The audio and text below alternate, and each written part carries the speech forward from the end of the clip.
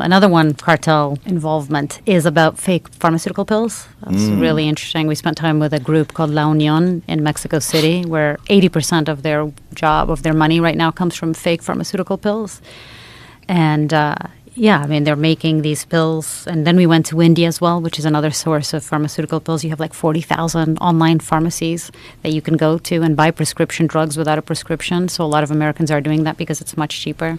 I think it's something like 20 million Americans are using the black market for their pills, for their drugs, because they can't afford them here, which is 20 crazy. million. 20 million. It's crazy. And people that can't afford, that need these medications to survive, and they can't afford them here because we have the highest drug prices in the entire world. And so when you say fake, is it, it's not manufactured by, Pfizer or whatever, but is it the same components? It looks exactly the same, but a lot of these pills don't actually have any active ingredients. So we spent time with a guy making 20,000 pills a night out of this little, back house with a machine, a pill presser. And it was just calcium and food dye to make it look the color, whatever color he wanted. And he was selling it as amoxicillin and, very likely ending up in American homes because they ship it all around the world. Wow. Yeah. And in that case, the good luck of the buyer is that it was just calcium, but in many cases it gets mixed with cement and rat poison and all sorts of things. They don't give a fuck. They don't give a fuck. And even worse is the cartel in Mexico, we found out. There's a great LA Times investigation on this, and then we sort of started doing our own investigation. But they're mixing these drugs with fentanyl and meth. So I think it was something like 70% of the drugs that they bought and tested had actually had meth and fentanyl, and Americans were crossing the border into Mexico to buy these drugs and then dying. Jesus. It's insane. But it's all, again, it's like easy for us to blame the cartel and other people for doing this, but it's all our fault. It's the broken greed. system that we have in our country. Why are we paying, this woman that we filmed with, she was paying $700 for this medication that she needs, and she couldn't afford it. Her health insurance wasn't covering it, so she would go across the border and pay $60 for it in Mexico. Of course. And is any of it the real medication? Yeah, some of it is. Is there a way to tell? And they're real pharmacies. But so some of the real pharmacies have fake drugs? So that's what's so interesting is that even pharmacies that are real, that are completely authentic and legitimate, and that there's a town that we filmed that called Algodones, for example, that's on the other side of the Arizona border, that has more hospitals and orthodontists and opticians, how do you say the glasses? Optometrists than anywhere else in the world. It's basically you drive around and it's like doctor's office, pharmacy, optometrist, all of it. And it's all catering to Americans, right? And so vast numbers of Americans come every year and buy their drugs there. And there are pharmacies that are chained pharmacies that there could be a CVS, but in Mexico. It's not a CVS, but it could be sort of a brand name that you recognize in Mexico. But what we did with the cartel is we were trying to figure out how they get their medications in these shelves.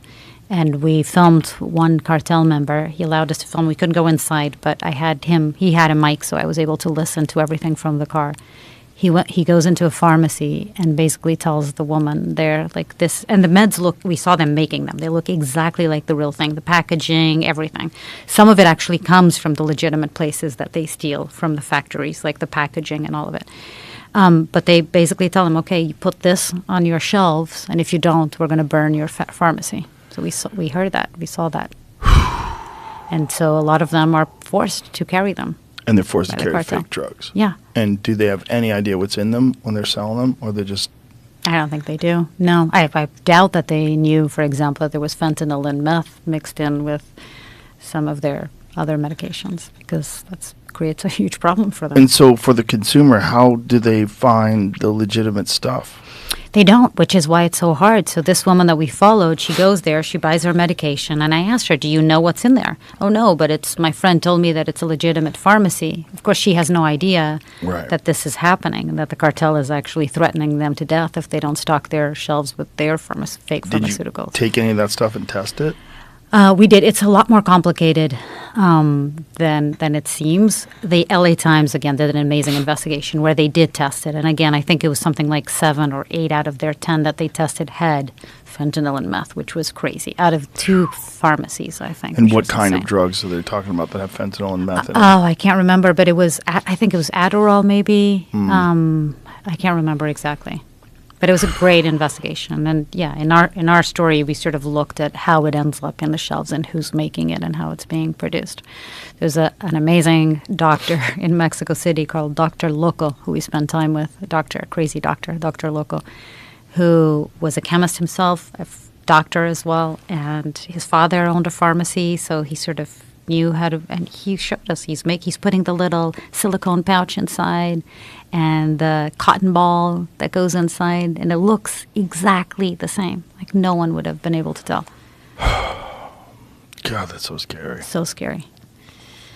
Yeah. Yeah. Is there any evidence that happens in America? That it's being sold in America? Yeah, we went with a raid with the LA Sheriff's Department where we saw a sort of a grocery store in the back. They were selling these medications, mainly to underprivileged immigrant communities because they couldn't afford they're not real in stuff. legitimate pharmacies. Not that we've yet. known. Not yet. Not yet. No.